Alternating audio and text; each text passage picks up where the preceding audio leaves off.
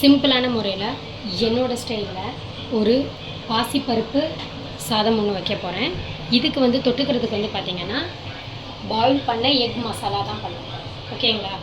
So இந்த சிம்பிளான பருப்பு சாதம் பண்ணுறதுக்கு வந்து பார்த்திங்கன்னா பாசிப்பருப்பு சாதம் பண்ணுறதுக்கு எண்ணெய் ஊற்றி சூடு பண்ணிக்கணும். குக்கரில் தான் 2 விசில், அது கூட கடுகு,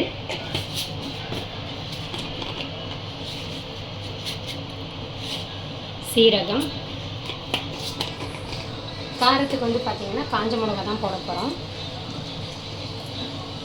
ஸோ சாட்டர்டே சண்டே, ஸோ சில பேர் வந்து பார்த்திங்கன்னா கண்டிப்பாக சண்டேனா நல்லா பிரமாதமாக வாங்கி செய்வாங்க.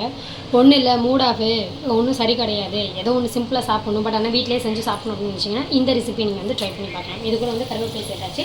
இதெல்லாம் பொரிஞ்சிட்டே இருக்கட்டும். இந்த டைமில் வந்து பார்த்திங்கன்னா இது கூட வந்து தேவையான அளவு மஞ்சத்தூள் சேர்த்துக்க போகிறோம். அவ்வளோதான், மஞ்சத்தூள் சேர்த்தாச்சு. இது கூட வந்து பார்த்திங்கன்னா உப்பு சேர்த்துக்கலாம். உப்பு தேவையான அளவு, சாதத்துக்கு தேவையான அளவு உப்பு. ஒரு கிளாஸ் தான் அரிசி வச்சேன், அதுக்கு 1 ஸ்பூன் தான் உப்பு. இது வந்து நான் ரெகுலராக செய்கிற சாப்பாடு அப்படின்றதுனால கடகடன்னு வேலை முடிஞ்சிருச்சு. நம்ம ஊற வச்சேன், ஒரு 1/2 hour தான் ஊறி இருக்குன்னு நினைக்கிறேன். நார்மல் வீட்டு அரிசியும் அது கூட சேர்ந்து வந்து பார்த்திங்கன்னா பாசிப்பருப்பும்.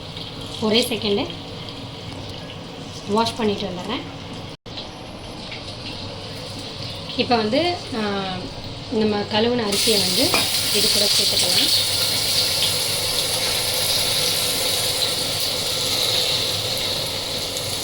தண்ணி வந்து பார்த்திங்கன்னா 1 கிளாஸ் அரிசி எடுத்துருக்கேன். 1 கிளாஸ் அரிசிக்கு வந்து பார்த்திங்கன்னா 3 கிளாஸ் தான் தண்ணி. எக்ஸ்ட்ராலாம் ஒன்றும் வைக்க தேவையில்லை, சாப்பிட்றப்போ கரெக்டாக வந்துடும்.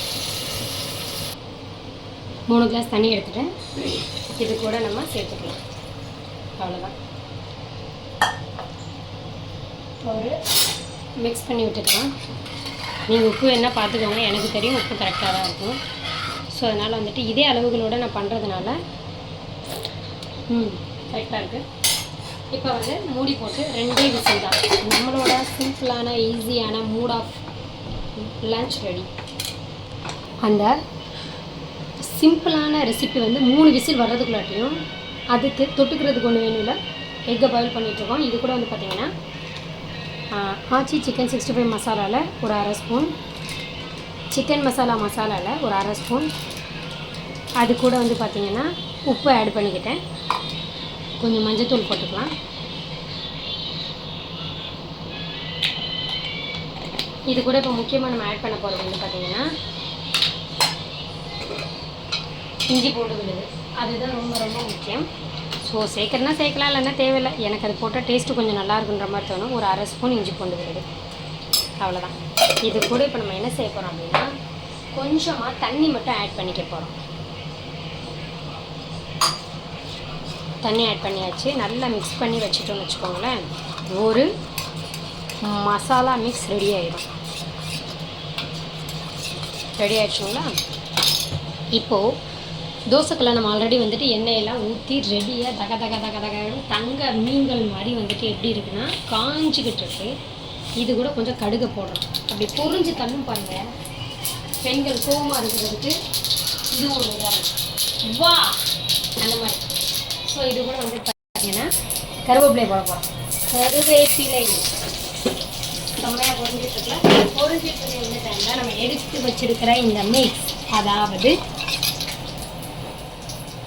மசாலா மிக்ஸை வந்து இதில் ஊற்ற போகிறோம்.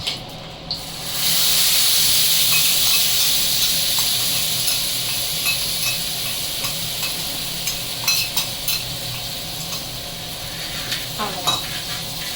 இதை நல்லா மிக்ஸ் பண்ணி எண்ணெய் பிரிஞ்சு வந்தோடனே அடுப்பை ஆஃப் பண்ணிவிட்டு முட்டை வெந்ததுக்கப்புறம் முட்டையை கட் பண்ணி வச்சோம் அப்படின்னா boil egg masala ready. So நீங்களும் இந்த ரெசிபியை செஞ்சு பார்த்துட்டு எப்படி இருக்குது அப்படின்றத கமெண்ட் பாக்ஸில் ஒரு கமெண்ட்டை தட்டி வச்சுக்கோங்க. பிடிச்சா லைக் பண்ணுங்கள், பிடிக்கலன்னா லைக் பண்ணாதீங்க. வேணும்னா சப்ஸ்கிரைப் பண்ணுங்கள். கண்டிப்பாக அதை பண்ணிடுங்க. தேங்க்யூ, பாய்.